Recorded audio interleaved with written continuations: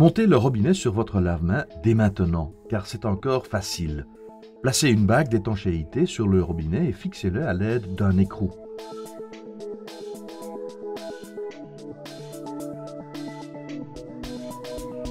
Mesurez l'écart entre les deux points de suspension du lave-main et rapportez cette distance sur le mur.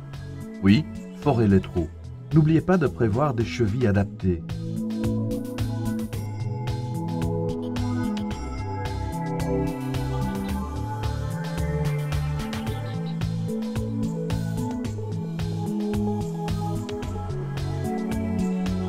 Placez le lave-main en le posant sur les supports.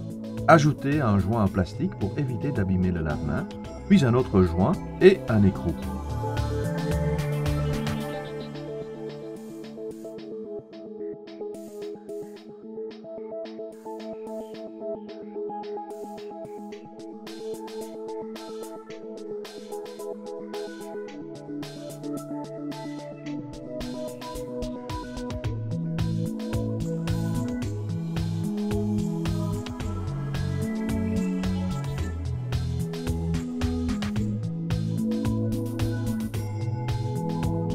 Ensuite, glissez un raccord sur l'arrivée d'eau en n'oubliant pas le joint anti-fuite en caoutchouc.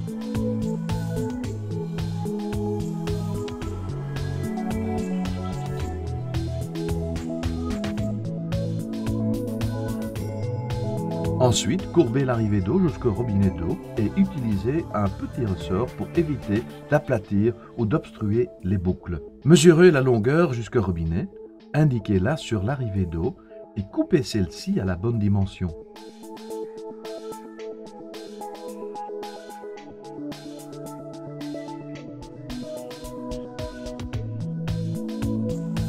Raccordez de nouveau le tuyau d'arrivée au robinet, puis au petit robinet d'arrivée d'eau.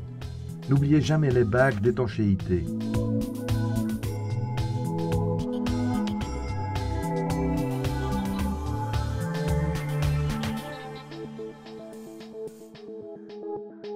Insérez la crépine en la vissant dans le lave-main.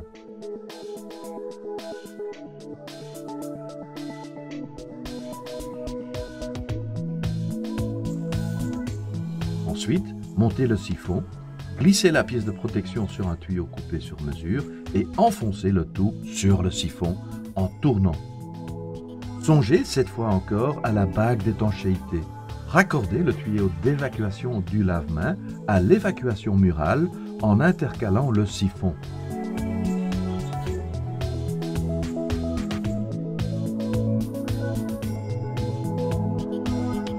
Pour terminer, enduisez de silicone le joint séparant le mur du lave-main.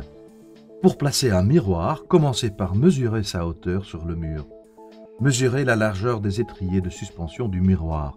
Rapportez-les sur le mur en partant du milieu du lave-main pour que tout soit bien centré. Ensuite, forez les trous et insérez des chevilles appropriées. Fixez les crochets de suspension au mur, puis accrochez-y le miroir.